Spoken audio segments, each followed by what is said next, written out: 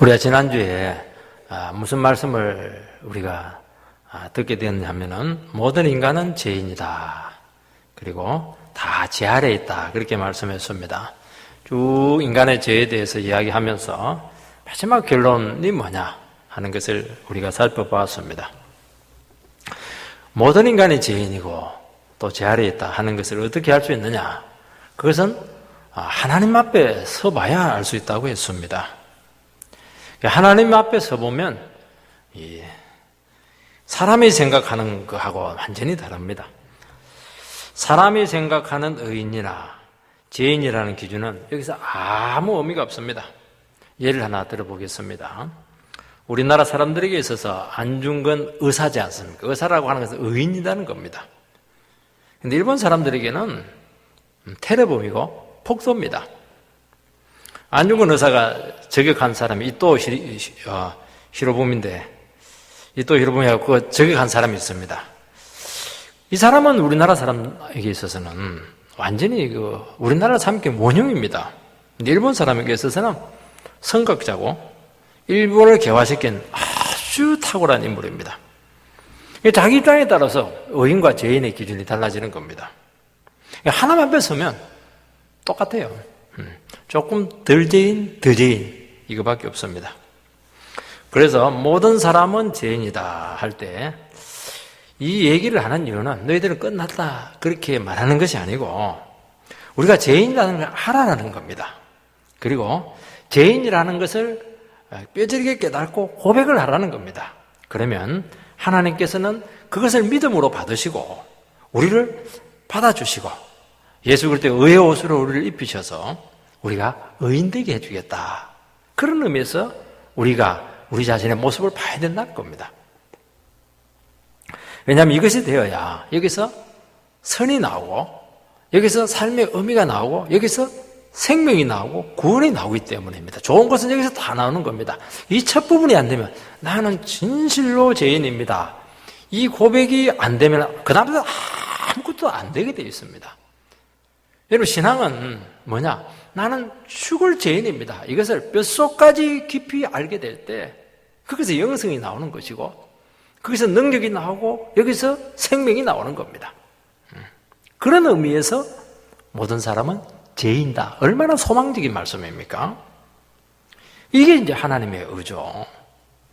그때 하나님께 나갈 수 있는 당당한 아들의 자격을 우리가 얻게 되는 겁니다. 이게 복음입니다. 첫 번째는 인간에 대한 율법의 역할이 무엇이냐는 것입니다.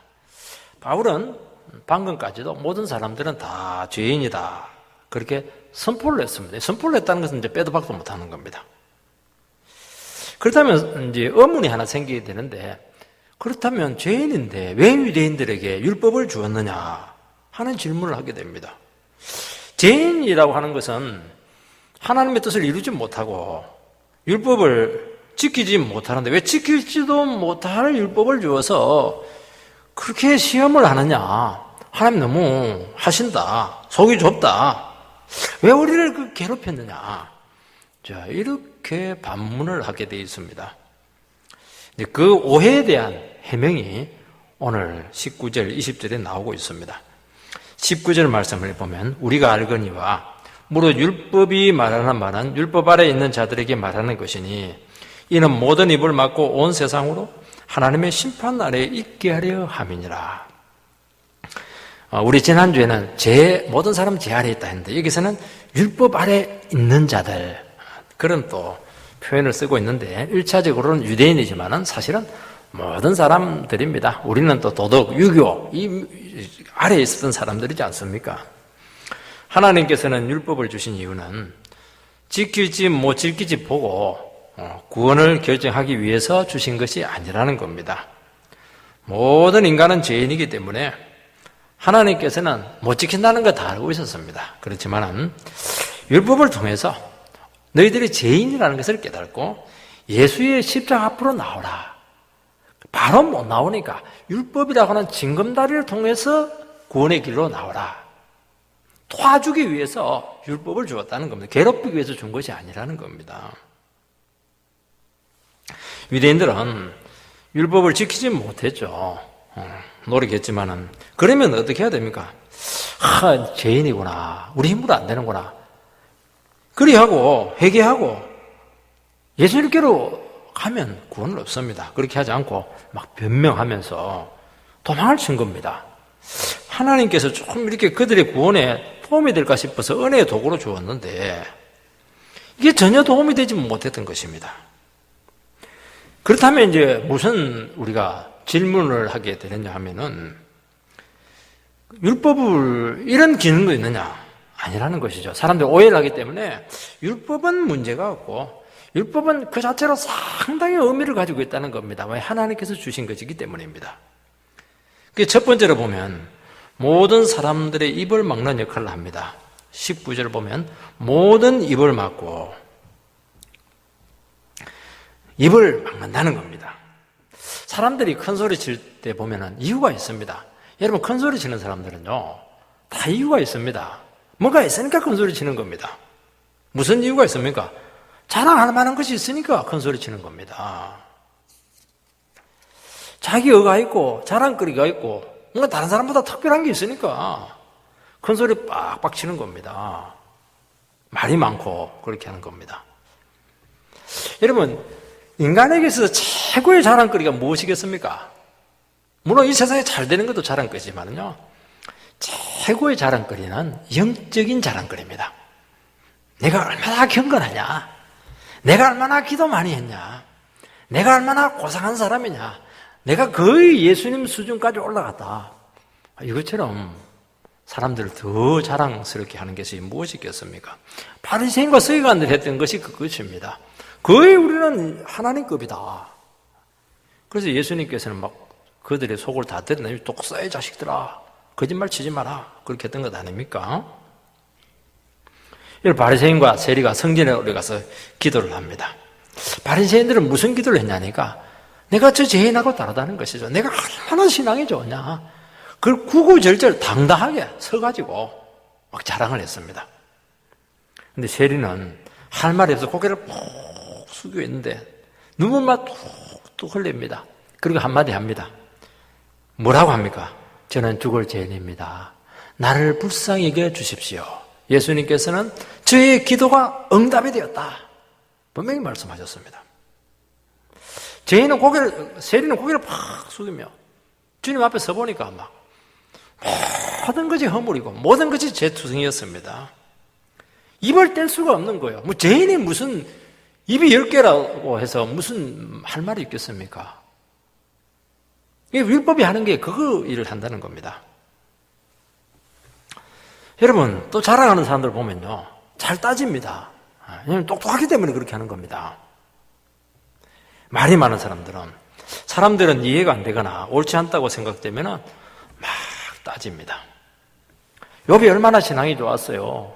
근데 하나님께서 막 그냥 완전히 고난으로 몰아넣으니까 너무 이해가 되지 않았고, 그를 제일 이해할 것 같은 친구들이 와가지고 자꾸 힘들게 하는 겁니다. 네가 이게 고난을 받는 것은 네 죄 때문에 그렇게 하는 거야. 죄를 회개해라. 욥은 그걸 이해를 안 합니다. 나는 물론 죄가 없는 사람은 없지만 나는 이렇게 고난받을 정도로 그렇지 않다. 나는 이해를 못하겠다. 그래서 결국 그 친구들하고 사이가 나빠져서 헤어집니다. 욥은 이 문제가 풀리지를 않았어요. 그래서 하나님께서 막 따집니다. 왜 내를 이렇게 어렵게 하냐고. 하나님께서는 어떻게 합니까? 하나님을 보여줍니다. 네가 땅을 만들 때 있었냐? 네가 악어가 그냥 입을 벌리고 막 고기 잡고 이렇게 할 때 네가 있었냐? 얼마나 하나님이 크신가 하는 것을 보여줍니다. 그때 입을 싹 다뭅니다. 사람들이 하나님을 모르니까 그렇게 말이 많고 그렇게 따지는 겁니다. 물론 어려운 거 알고 있어요. 하나님을 모르니까 온갖 원망불평하는 것입니다. 여러분, 인간이 어떻게 하나님의 그 깊은 뜻을 알고, 어떻게 하나님의 계획을 알고, 하나님의 깊은 심중에 있는 섭리를 알겠습니까? 모르니까 이런 말 하고 저런 말 하는 겁니다. 그래서 신앙생활 할 때보다 뭔가를 알면, 이 사람이 그 어느 정도 신앙의 수준에 올랐다, 뭔가를 안다, 이렇게 할 때 보면 입이 딱 다물어집니다. 말이 막 많은 사람들은 아직 하나님을 제대로 못 만난 겁니다. 틀림없습니다. 인간이 할 수 있는 것은 무엇입니까? 이해는 못하지만은 저는 죄 지은 것밖에 없습니다. 불쌍히 여겨달라고. 그리고 하나 더 합니다. 아멘! 하고 무조건 순종합니다. 그거 외에는 할 말이 없습니다. 그 율법과 말씀이 하는 것이 이 역할을 한다는 겁니다. 사람은 율법이나 말씀 앞에 서기 전까지는 자기 스스로 어렵다고 생각을 하고 나름대로 자기가 기존을 가지고 이렇게 살아가면서 만족해합니다. 남보다 좀 낫다는 것입니다. 그래도 이 정도 보편적인 수준에 봤을 때 나는 훨씬 수준이 높다는 겁니다. 그러나 하나님 기준 앞에 서게 되면은 주장할 수 있는 것이 아무것도 없다는 것을 알게 됩니다. 내가 자랑스럽게 생각하고 남보다 낫다고 생각하는 그게 제일 문제라는 것을 알게 됩니다. 모든 것이 허물투성이요, 죄투성이요, 수치밖에 없습니다. 여러분, 우리가 불평이 많고 할 말이 많은 것은 아직 하나님 말씀 앞에 제대로 서보지 못했기 때문입니다. 또 율법이 하는 것이 무엇입니까? 온 세상으로 하나님의 심판날에 있게 하려 함이라. 세상에 숨겨진 모든 죄악들이 다 드러나서 이 모든 세상과 인생들은 하나님 심판받을 수밖에 없다는 것을 확인해 주는 겁니다. 왜냐하면 법이 없으면 사람들은 이 형벌을 내릴 수가 없는 겁니다. 율법이라고 하면 잣대가 딱 있으니까 그 딱 보니까 전부 다 사형감입니다. 여러분, 말씀이 없고 율법이 없으면 인간의 상태를 알 수 없습니다. 단지 착하게 살고 바르게 살면 문제가 없다고 다 생각합니다. 율법은 인간의 상태를 가감없이 드러냅니다. 그래서 하나님의 심판 이렇게 할 때는 반드시 거기에는 그냥 하나님께서 화가 나가지고 심판한다는 것이 아닙니다. 반드시 법정적인 의미를 가지고 있습니다. 하나님께서 인간들을 전부 다 법정에 다 세워놓고 신문을 한다는 것입니다. 너희들이 그렇게 잘났고 똑똑하고 어렵다고 하는데 한번 따져보자. 하나님의 법정에서 한번 보자는 겁니다. 하나님의 법정에 세우게 되었을 때 하나님께서는 단순히 몇 가지 거짓말 몇 개 하고 그런 피상적인 그런 걸 갖고 말씀하지 않습니다. 뭘 봅니까? 하나님 앞에서의 인간의 태도들, 너의 삶의 중심이 어디에 있는가? 인간의 모든 삶의 동기들, 본질들, 깊은 부분을 가지고 신문을 하겠다는 겁니다. 왜냐하면 이게 본질이거든요. 핵심입니다. 나타나는 양상은 착한 일이 될 수도 있고 나쁜 일이 될 수가 있는 겁니다. 그것은 정확하지가 않아요. 그 안에 그 본성을 보고 그 안에 본질을 보고 원인을 보면은 입이 쫙 벌어집니다. 그걸 딱 보면은 모든 것이 다 죄입니다. 여러분, 도둑놈들도요, 한 번씩 착한 일을 합니다. 도둑질 해가지고 그냥 가난한 사람 도와줍니다. 그게 잘한 겁니까, 그거? 그거 다 나쁜 겁니다, 그것은.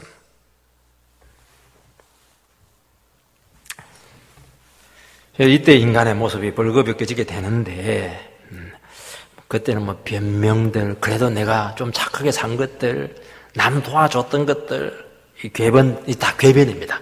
안 통합니다. 여러분, 지식인이나 고상한죄 하시는 분들이 궤변을 잘 늘어놓습니다. 사람들에게는 통할지 모르겠지만 하나님께는 그거 안 통합니다. 안 속습니다, 하나님. 거짓말, 위선, 마음의 동기 아무 용납이 되지 않습니다. 여러분, 진리는 거짓을 다 드러냅니다. 그리고 거짓을 사라지게 합니다. 여러분, 빛이 비치면은 어둠에 있는 모든 것들은 다 드러나서 자취를 감추게 됩니다. 여러분, 이 율법 아래 인간이 서게 되면은 인간은 자기 속에 있는 깊은 부분까지 다 드러나기 때문에 좌절하고 절망합니다. 그러니까 사람들은 하나님 말씀 앞에 가까이 오는 것을 그렇게 힘들어하는 겁니다. 그때 우리는 무엇을 느끼게 되냐니까 내 인생에 있어서 가장 시급한 문제는 지금 당하는 고통, 취직하지 못하는 문제들, 병이 난 것들, 이런 것도 크지만은 정말 하나님 앞에서 내 상태가 이렇게 심각하다는 것을 알고 이것을 어떻게 해야 되겠습니까? 하는 그런 고백이 나오도록 한다는 겁니다. 두 번째는 율법은 죄를 깨닫게 한다는 겁니다. 20절 말씀을 보면은 그러므로 율법의 행위로 그의 앞에 의롭다 하심을 얻을 육체가 없나니 율법으로는 죄를 깨달음이니라. 율법의 행위로는 의롭게 되지 않습니다. 왜냐하면 구원이라고 하는 것은 내 안에서 오는 것이 아닙니다. 구원은 내 밖에서 오는 겁니다. 내 밖에서 온다고 하는 것은 내 힘이나 내 노력으로 내가 하는 그 행위나 선으로 구원이 오지 못한다는 겁니다. 여러분, 우리 모든 인생의 문제는 어디에서 오느냐 하면 내가 능력이 부족한 데서 오는 게 아닙니다. 내가 할 수 있다. 그 믿음에서 오는 겁니다. 내가 감당할 수 있다. 내가 책임질 수 있다. 내가 다 할 수 있다. 여기서 모든 갈등과 오류가 다 나타나는 겁니다. 여러분, 가정은 내가 지킬 수 있다. 그렇게 생각하기 때문에 내가 얼마든지 잘할 수 있다고 착각을 합니다. 여기서 문제가 심각해지는 겁니다. 자기가 하나님이 아닌데 여러분 어떻게 가정을 책임을 질 수 있습니까? 실제로 해보면 안 됩니다. 여러분 가정 하나 세우는 것도 간단하지가 않습니다. 여러분 자식들이 내 생각과 노력과 사랑의 수고로 되겠습니까? 안 되는 겁니다. 그걸 빨리 알아야 된다는 것이죠. 모든 인생의 문제들은 내 힘으로 할 수 있다고 하는 착각에서 오는 겁니다. 그래서 저는 그 정치가들에게 항상 그 어머니 뭐냐면 다 해주겠다는 거 이게. 다 해주겠다는 거 이게. 뭐 도깨비 방망이처럼. 물론 원래 안 믿지만은 그게 정직하지 못한 겁니다. 정직하지 못해요. 못합니다. 그렇게 얘기해야 되거든요. 혹시 내가 한두 개 하나님의 도우심으로 해주면 참 감사하겠습니다. 그러면 하나님께 2개, 3개 해줍니다. 다 해주겠다 하는데 나중에 보면요. 아무것도 안 돼 있습니다. 여러분 내 힘으로 뭔가 가치 있는 것을 이루려고 하면 할수록 벽을 느끼게 되고 자제를 하게 됩니다. 여러분 실제 구원을 받았는데 이상하게 갈등이 자꾸 생기고 자꾸 흙이 가지고 목이 마릅니다. 그 이유는 하나님이 주신 구원이 아니고 내가 만든 구원이기 때문입니다. 나는 이렇게 구원을 이루고 하면 좋겠다. 희망 상황이죠. 여러분 내 노력, 내 선행, 기도, 전도해서 구원을 받으려고 했기 때문입니다. 여러분 태평양을 한번 건너간다고 생각을 해보시기 바랍니다. 헤엄을 쳐서 수영을 못하는 사람도 있을 것이고 나름대로 아마추어지만 수영을 잘하는 사람도 있고 아주 전문 수영 선수도 있을 겁니다. 수영 못하는 사람은 들어가자마자 바로 빠져 죽습니다. 상당히 수영 실력이 있는 동네에서 수영을 꽤나 하는 그런 사람들도 얼마 못 가지고 힘 빠지면 그냥 빠져 죽습니다. 수영 선수들은 어떻게 되느냐? 물론 한 20km 갈지 모르겠습니다. 20km 가는데 무슨 소용이 있어요? 그 힘 빠지면 또 거기서 빠져 죽는 겁니다. 여러분 태평양을 건너는 것은 자기 안에 있는 능력으로는 근본적으로 안 되는 겁니다. 외부로부터 구원의 도구가 와야 되죠. 배를 타든지 비행기를 타든지 그렇게 해야 되는 겁니다. 결국 인간이 얼마나 무능력하고 무력한 존재인가 하는 것을 깨달아야 되는 겁니다. 율법은 엑스레이와 같습니다. 속에 있는 것을 우리가 알 수 없어요. 그 엑스레이를 딱 찍어보면은 뼈 부러진 것들, 안에 종양들, 이런 것들이 진단이 됩니다. 사진으로 딱 찍히면은 이제 더 이상 변명을 못 합니다. 여러분, 율법 앞에 서게 되면은 우리가 죄가 드러나게 되고 또 더 드러납니다. 그러니까 자꾸 치우고 싶은 겁니다. 그래서 구제하고 헌금하고 교회 생활을 더 열심히 합니다. 그 자체가 나쁜 것은 아닙니다. 그런데 동기가 잘못된 동기입니다. 그러니까 이 속기 쉬운 것이 종교적인 생활입니다. 여러분, 신앙은 종교 생활이 아닙니다. 구원, 재용서 받기 위해서 막 그렇게 열심히 새벽기도 하고 사람들을 구제를 하고 선교하고 주일 성수하고 굉장히 좋은 겁니다. 종교 행위로 하지 말라는 겁니다. 여러분, 죄 안 짓고 착한 일을 많이 합니다. 종교 생활에 몰두하지 마시기 바랍니다. 이게 감격과 감사로 재용서의 기쁨으로 하는 것은 모든 것은 상이 되겠지만 내 힘으로 내 능력으로 하는 것은 그 아무 의미가 없습니다. 좌절감밖에 안 생기고 나중에 상처받고 떠날 가능성이 많습니다. 그러면 그럴수록 벽을 느끼게 돼 있고 좌절합니다. 그래서 궁극적으로 위선자라고 하는 딱지를 붙이고 끝날 수밖에 없습니다. 여러분, 죄라고 하는 것은 내 힘으로 처리할 수 없습니다. 행위나 선행으로 구원을 얻지 못합니다. 여러분, 더러운 검은 손, 먹물 시커먼 손으로 아무리 그릇을 닦으면 닦을수록 더 더러워지는 겁니다. 움직일수록, 행할수록, 노력할수록 더 인생이 더러워진다는 겁니다. 가만히 있는 게 더 낫습니다. 좌절감은 심해지고 정죄감에 시달리게 되는 것입니다. 그래서 신앙생활 10년하고 20년하고 평생을 하고 이렇게 해도 변한 것이 없는 이유는 종교생활입니다. 자기 힘으로 신앙생활을 했기 때문입니다. 내면의 갈등은 해결되지 않습니다. 그래서 죄책감을 해결하기 위해서 더 봉사하고 더 헌금하고 그렇게 해서 보상을 받으려고 합니다. 그런데도 문제는 뭐니까 기쁨이 없는 거예요. 마음에 평안이 없고 만족이 없고 늘 쫓기는 신앙생활을 하는 겁니다. 혹시 그냥 잘못하면 그냥 하나님께 두들겨 맞았다 생각하고 말이죠. 그래서 율법을 행함으로 구원을 얻으려고 했기 때문입니다. 여러분, 오늘 본문에 보면은 율법으로는 죄를 깨닫습니다. 구원이 아니고 죄만 드러납니다. 여러분, 하나님의 말씀이 우리에게 오면은 우리가 얼마나 죄된 존재인가 하는 것을 알게 됩니다. 내가 얼마나 무력하고 내 스스로의 힘으로 살아갈 수 없는 인생의 불구자다 하는 것을 알게 됩니다. 이게 너무 귀한 겁니다.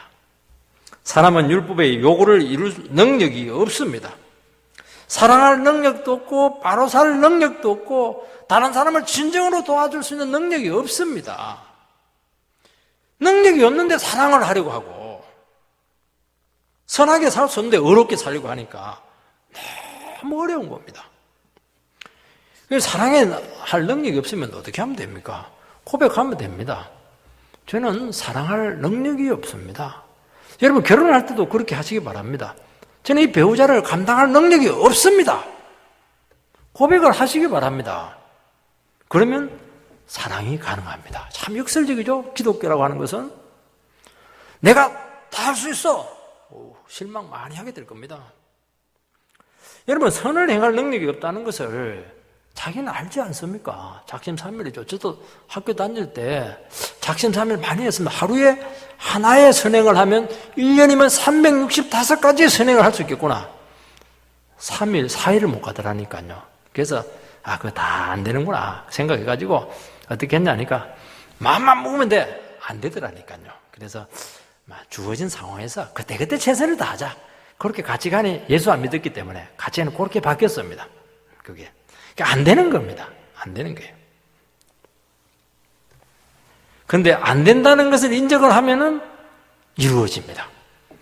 그럴 능력이 없는데 하려고 하니까 속에서 위선자, 사기꾼, 도둑놈, 양심의 소리가 계속 우리를 괴롭히는 겁니다. 인간은 죄인이기 때문에 성과 을을 행할 능력이 없습니다. 그런데도 불구하고 내 자신에 대해서 정직해야 돼. 내에 대해서 속이면 안 돼. 하면서 자기 힘으로 막 선을 행하려고 하고 어렵게 살려고 하고 막 구원을 이루려고 하는 겁니다. 그러면 사고 나요. 못 망칩니다. 인생 그르치게 됩니다. 여러분, 노숙자들라든지 폐인들을 이렇게 보면요, 처음부터 그 사람들이 폐인이었겠습니까? 처음부터 그 사람들이 노숙자가 됐겠습니까? 추운데 자기 인생 귀하거든요. 참 성실하게 살고 열심히 살려고 한 겁니다. 한 번 실패하고 두 번 실패하고 세 번 실패하니까 완전히 자신감을 잃어버리게 된 것입니다. 죽을 수는 없고 그냥 감당해줄 주위 사람 없으니까 그냥 바깥으로 나가면 그냥 노숙자가 되는 겁니다. 바울 사도는 로마서 7장에서 내 안에 선을 행할 능력이 없다고 고백을 합니다. 선을 행하려고 하는 것은 하지 못하고 내 안에 선한 것이 없다는 것만 깨달았다. 로마서 7장에서 그렇게 고백을 하고 있습니다. 우리는 착각하지 않아야 됩니다. 내용과 변질이 변해야 변한 것입니다. 종교적인 울타리 안에 있다고 해서, 교회 안에 있다고 해서 구원이 오는 것이 아닙니다. 정말 생명이 있어야 됩니다. 내 안에서 은혜가 넘치고 생명력이 넘치는가 하는 것을 확인해야 됩니다. 여러분, 신앙책에서 제일 위험한 부류가 있습니다. 위험한 부류는요, 그냥 멍청한 사람들이 아닙니다. 인간은 죄인이고 허물투성이고 부족한데도 불구하고 스스로 완전해지려고 하는 사람이 제일 위험한 사람들입니다. 이런 사람들은 실수하면 안 됩니다. 빈틈을 보이면 안 됩니다. 성경책 들고 갈 때도요, 떨어뜨리면 안 돼요. 딱 해가지고 막 정말 경건하게 그렇게 걸어가야 됩니다. 왜냐하면 나는 완전하니까. 말할 때도 실수하면 안 됩니다. 잘못이 있으면 안 되기 때문이죠. 이것이 불가능한데 그렇게 보이려고 하니까 이 쇼를 하면 쇼를. 여러분, 성자처럼 보이려고 하는데 그런 인간 없습니다. 저는 그래서 가톨릭의 성자 굉장히 싫어합니다. 무슨 성자예요? 그냥 죄인인데 하나님께서 불쌍히 여기셔서 좀 능력을 좀 조금 더 준 겁니다. 그 사람들은. 그 속에는 생명은 없고 죽음과 정죄감만 남게 됩니다. 그래서 인간이 망가뜨려지게 되고 혐오스러운 인간이 되는 겁니다. 자연스럽지가 않아요. 인간 같지가 않습니다. 신이 아닌데 신처럼 행동을 하니까 그게 믿음 생활에서 제일 안 좋은 겁니다. 여러분, 신앙은 내가 할 수 없다는 것을 고백하는 것입니다. 여러분, 전도도 우리가 해야 되는데요, 전도 해보면 알지만 내가 하는 게 아닙니다. 안 옵니다. 하나님이 보내줘야 오는 겁니다. 목회도 내가 하는 게 아닙니다. 내가 무슨 재주로 설교를 해서 사람들을 감동을 시킵니까? 내가 무슨 재주로 알지도 못하는 사람들을 교회에 불러서 예수 믿게 하겠습니까? 주님이 이끌어 주시기 때문에 하는 것입니다. 헌금도 내가 하는 것이 아니고 주님이 하는 것입니다. 내가 월급 받아서 11조 하고 있는데요, 그러니까 늘 갈등하는 겁니다. 헌금할 때마다 갈등하네요. 왜냐? 내가 하는 거니까. 결국에 갈등하다가 보면은 한 달 놓쳐버리고 두 달 놓쳐버리면 못하게 되는 겁니다. 제가 헌금하라고 얘기하는 게 아닙니다. 예를 하나 들고 그렇게 하는 겁니다. 말이 나왔으니까 제가 얘기를 하나 더 하겠습니다.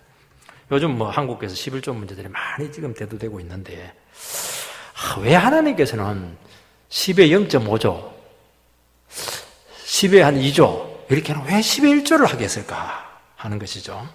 물론 구약에 보면 10에 1조 하게 했습니다. 저는 그런 의미가 있는 것이 아닙니다.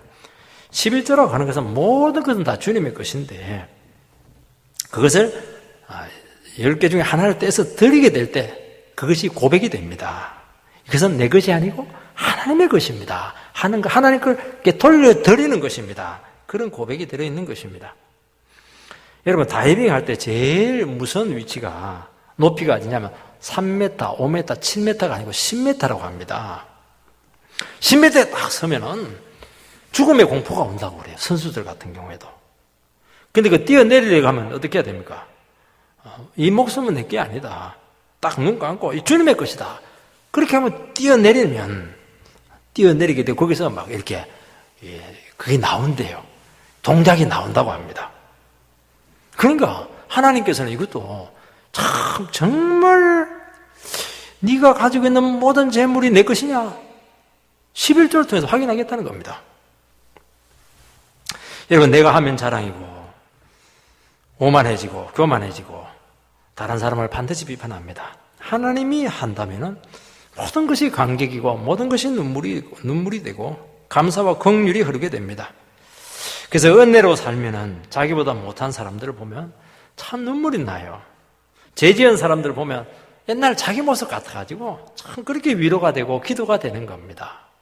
이게 인간이죠. 우리 안에 주님의 생명이 흐르지 않으면요, 결국 종교 행위로 갑니다. 제도와 방법과 형식으로 가는 겁니다. 소망도 없고 절망만 있게 될 겁니다. 스스로 하나님께 인정받는다고 착각하고 신앙생활 잘한다고 스스로 쏟고 있는 겁니다. 그러니까 심각한 종교적인 정신질환을 앓게 됩니다. 왜 정신질환을 앓게 되냐면 울고 싶어도 울지 못합니다. 왜냐하면 나는 완벽하니까, 나는 틀리면 안 되니까. 회개하고 싶어도 눈물을 흘리면서 회개를 못합니다. 왜? 나는 잘못이 없기 때문에. 확실하게 해왔기 때문에. 여러분, 이게 없는 줄 압니까? 너무너무 많습니다, 이게. 오늘 이 시간 우리는 설교만 들으면 안 되고 고백을 하셔야 됩니다. 하나님, 저는 무능합니다. 저는 죄인입니다. 하나님의 위로가 필요하고 하나님의 치유가 필요하고 하나님이 안 도와주면 하루도 살아갈 수 없습니다. 오늘 내 마음에 어떻게 밝힐지 수십 번 수백 번 밝히지 내 자신 스스로에 대해서 자신이 없습니다. 나를 꼭 붙잡으셔서 잘못된 길로 가지 않도록 저에게 은혜를 내려주십시오. 이게 신앙입니다. 이게. 그때 새 생명으로 우리는 새로 태어나게 될 겁니다. 그때 진정한 자유가 무엇인가 하는 것을 알게 되고 참 영혼의 해방이 무엇인가 하는 것을 알게 되고 인생이 무엇이며 진정한 축복이 무엇인가 하는 것을 그때부터 느끼는 것입니다. 신앙이라고 하는 것이 이렇게 아름답고 이렇게 풍성하고 이렇게 생동감 있구나 하는 것을 알게 되는 겁니다. 그러면요 부끄러울 거 하나도 없습니다. 체면, 그게 무슨 소용이 있어요? 체면이 뭐 밥 먹여줍니까? 우리 식으로 표현하면은. 그냥 하나님 앞에서 그냥 어린아이처럼 돼가지고 막 춤추며 기도하면 막 찬양하면 기쁘고 기도하면 막 눈물밖에 안 나오고 불쌍한 사람 보면 막 그냥 손잡고 기도해주고 싶고 말이죠. 사랑 못 해줘서 난리고 말이죠. 그게 저절로 되는 겁니다. 신앙은 구도자가 되는 것이 아닙니다. 구원을 찾기 위해서 끝없이 노력하는 게 아닙니다. 다 포기하시기 바랍니다. 내 껍질을 깨고 있는 모습 그대로 주님을 만나셔야 됩니다. 여러분, 자기 구원이라고 하는 가식을 다 벗어버리고 있는 모습 그대로 주님께 나가서 저는 이거밖에 못 됩니다. 이게 나의 모습입니다. 그렇게 드러내는 것을 부끄러워하지 마시기 바랍니다. 여러분, 인생은 광야에 던져진 존재입니다. 여러분, 광야와 사막에서 조난을 당하면은 살 수가 없습니다. 길이 없어요. 먹을 게 없고 마실 게 없습니다. 여러분, 정글에 던져지게 되면 결국에는 길을 잃고 방황하다가 맹수의 먹잇감밖에 되지 못합니다. 안 보여요. 사방이 막혀 있습니다. 그때 유일한 생존의 길은 구원자가 찾아오는 겁니다. 거기서 전화도 안 돼요. 스마트폰도 안 터집니다. 연락이 되지 않아요. 아무리 소리 질러도 자기 목만 아픕니다. 그 절망 속에 있을 때 어떻게 해야 됩니까? 구원자가 오기만을 기대하는 겁니다. 구원자가 오면 어떻게 됩니까? 그냥 죽다 생각하고 막 목숨 걸고 그 구원자를 붙들면 사는 겁니다. 여러분, 죽을 때 보면요 같이 안 죽습니다. 내 혼자입니다. 참 죽을 때 제일 외로운 겁니다. 여러분들, 태어날 때는 괜찮아요. 태어나면 엄마 아빠가 다 기다리고 있으니까요. 마지막을 혼자 살아야 됩니다. 너무 외롭습니다. 의지할 곳이 없습니다. 문제는 내 몸에서 이 죽음을 느끼면서 죽어야 된다는 것이 괴로운 겁니다. 공포죠. 더 문제가 되는 것은 죽고 나서 자신이 없는 겁니다. 하나님 앞에 서야 되는데 내가 무엇을 가지고 하나님 앞에 서겠습니까? 이게 두려운 겁니다. 그때 누군가 내 인생을 건져주기를 간절히 바라게 되는 겁니다. 죽기 전에 예수를 많이 믿습니다. 자신이 없는 겁니다. 마지막으로 율법에 나타난 하나님의 구원자입니다. 21절 말씀을 보면 이제는 율법에 하나님의 한 의가 나타났으니 율법과 선지자들에게 증거를 받은 것이라. 위대한 선언이죠. 이 한 구절이 인류의 운명을 완전히 180도로 바꾸어 놨습니다. 인간은 죄로 말미암아서 공경에 빠져 있는데 이 공경을 일거에 해결할 수 있는 한 가지 사건이 일어났습니다. 여러분, 율법은 죄를 깨닫게 하지만은 해결할 수가 없습니다. 인간은 죄 문제에서 빠져나오지를 못합니다. 그래서 구원자가 와야 됩니다. 길이 없습니다. 율법과 선지자는 구약 성경을 의미합니다. 율법은 모세오경 할 때 이제 율법 이렇게 하고, 선지자는 모세오경 외에 선지자들이 기록한 모든 성경을 선지자다 이렇게 하니까 모세오경 나머지 성경 구약 성경입니다. 여러분, 구약이 예언한 한 분이 있었습니다. 전혀 생각지도 못할 때 약속하신 그분을 하나님께서 보내주셔서 우리에게 갑자기 나타나셔서 우리에게 구원을 주었습니다. 여러분, 하나님께서 언제 구원자 되신 예수님을 보내었습니까? 가장 인류가 절망적일 때, 갈라디아서 4장 4절에 보면 때가 참해, 때가 꽉 찼을 때 하나님께서는 구원자를 우리에게 보내었습니다. 언제가 때가 찰 때입니까? 달이 꽉 찰 때입니까? 그게 아닙니다. 하나님께서는 인류에게 시험을 했습니다. 유대인들에게 율법을 줘서 너희들 스스로 구원해봐라. 헬라인들에게 철학을 주어서 너희들 그 잘난 머리를 한번 구원해봐라. 그 나머지 인류에 대해서는 도덕을 주고 미신을 주어서 너 나름대로 양심을 가지고 한번 너희들 인생을 구원해봐라. 전부 다 실패했습니다. 그러니까 인간에게는 대책이 없는 겁니다. 대안이 없는 겁니다. 그때 하나님께서는 구원자 대신 아들을 보내어서 우리를 구원했던 것입니다. 이게 뭐냐니까 하나님의 의가 우리에게 나타난 겁니다. 여러분, 하나님은 인간에게 말씀만 주시지 않고 말씀의 장본인 대신 예수님을 우리에게 보내셨다는 겁니다. 이분은 나와 무관하게 왔습니다. 우리가 연락하지 않았어요. 우리 예수 믿는 대한민국 사람들, 대한민국 사람들, 예수님 만 사람 누가 있었습니까? 100년 전만 해도 아무도 몰랐습니다. 깜깜 무소식이었어. 부처님만 알고, 칠성신만 알고, 몽달신만 알았지. 아무도 몰랐습니다. 값 없이, 조건 없이 그 위대한 의로우심을 우리에게 주었다는 겁니다. 충격이죠. 여러분, 구원이라고 하는 것은 전율입니다. 전율. 구원은 단지 지적인 동의가 아니고 충격이고 전율이고 감동이고 정말 기가 막힌 겁니다. 예수 믿고 구원받으면 됩니다. 아무 감격이 없습니다. 그거는 지금 사실은 정말 이거 의심해봐야 됩니다. 구원이 무엇인가 하는 것을 이 사람이 알고 있는지 지금 우리 의심을 해봐야 됩니다. 죽어가는 자가 참 인생 끝났어요. 망가졌습니다. 내 인생 가장 어두운 터널을 지내고 있는 겁니다. 길이 없어요. 자살해야 되겠어요. 자살해야 될까 말아야 될까. 막 인생에 대해서 화가 나는 겁니다. 충격에 빠지는 것이죠. 가장 절망적인 그 순간에 의로우신 주님이 우리를 찾아오신 것입니다. 그것이 하나님의 의가 우리에게 나타난 겁니다. 너 그렇게 사니까 안 되지. 망했지? 끝났지? 병들었지? 실패했지? 계속 그리 살래? 아니면 나와 함께 같이 한번 살아볼래? 그 얘기하는 겁니다. 그 얘기 지금. 그때 어떻게 해야 됩니까? 맞아요. 틀렸어요. 나는. 내 그렇게 열심히 살았는데 결과가 이거밖에 안 돼. 망가진 인생밖에 없어요.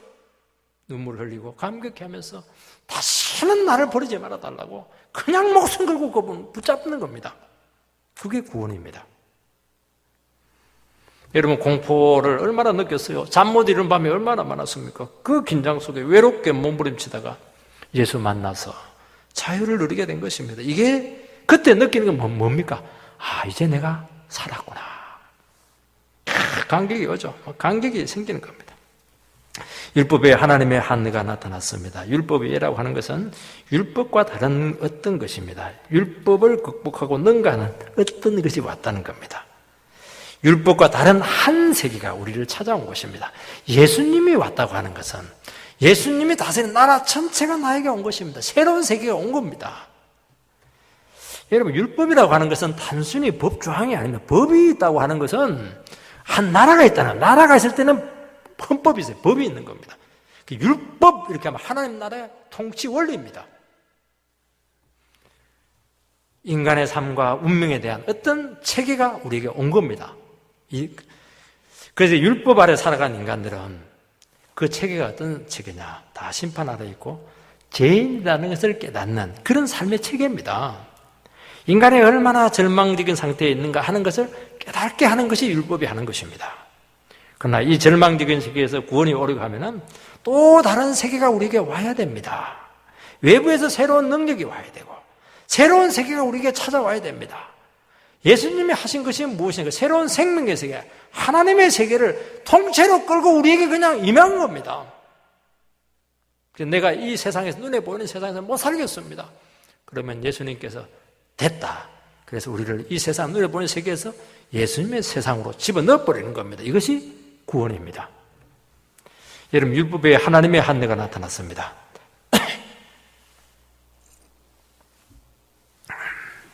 예수 그리스도를 통해서 이루어진 구원 역사입니다. 하나님의 의라고 하는 것은 죄인들이 하나님께 나아갈 수 있는 자격을 얻었다는 겁니다.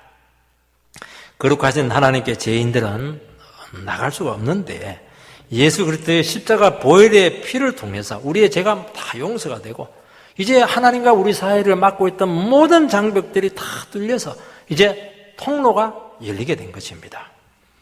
여러분, 수도꼭지가 연결이 되면 어떻게 되면 그때부터는 막 털면 물이 나오는 겁니다.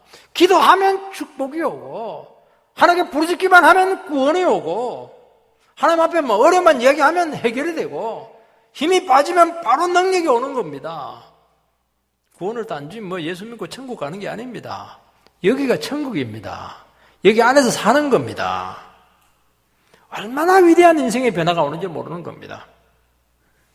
이런 복음은 예수 믿고 이 세상에서 단지 잘 되는 정도의 현세적인 그런 종교가 아닙니다. 하나님께 있는 모든 축복과 하나님 나라 전체를 접수하는 겁니다. 실패한 지금까지의 죄된 인생과는 근본적으로 다른 새로운 삶이 있고 새로운 세계 속에서 살아가는 것입니다. 죄에 대해서는 죽고 예수님으로 다시 살고 예수님과 함께 살아가는 겁니다. 여러분, 율법 아래에 있는 삶은 내 노력과 열심으로 열심히 자기 인생을 추구하는 삶이고 자아 실현하는 그런 세계입니다. 그 결과는 정죄밖에 없고 심판밖에 없고 좌절밖에 없습니다. 그러나 율법음 안에서의 삶은 우리 더 이상 우리 힘이 아니고 은혜가 이끌기 시작하고 하나님의 능력과 성령의 역동적인 함께 하심으로써 완전히 새로운 내 힘으로 살아가는 것이 아니고 하나님의 능력과 힘으로 살아가는 것입니다. 그러니까 삶의 원리와 체계가 완전히 다른 것입니다. 여러분, 예수를 믿는다고 하는 것은 종교를 가지는 것이 아닙니다. 새로운 인생관, 가치관을 하나 더해주는 것이 아닙니다. 전혀 새로운 인생, 삶이 우리에게 찾아온 겁니다. 그래서 내가 그 새로운 삶을 접수해서 그 속에 들어가면 되는 겁니다. 그래서 우리가 복음을 처음 접할 때 놀라는 것이 뭐냐니까 왜 내 진작 이 위대한 복음을 몰랐을까? 내가 10년 전에만 알았어도 이렇게 방황하지 않고 이렇게 고생하지 않았을 텐데 그래도요, 지금 아는 것만 해도 얼마나 감사합니까? 안 죽고 예수 만난 것이 이게 얼마나 기적이고 이게 얼마나 위대한 것입니까? 우리 더 욕심내면 안 됩니다. 이것을 참 알게 되고 참 후회가 되는 것입니다. 이 결혼을 해보면요, 결혼이라고 하는 것이 단지 한 여자와 한 남자가 만나서 함께 사는 게 아닙니다.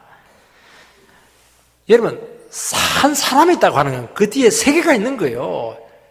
여자의 세계가 있고 남자의 세계가 있습니다. 그 두 세계가 합쳐지는 겁니다. 저는 우리 집사람의 세계를 그냥 조금 대가를 지불하고 몇백만 원 결혼비 통째로 그냥 우리 집사람의 세계를 다 그냥 접수를 했습니다.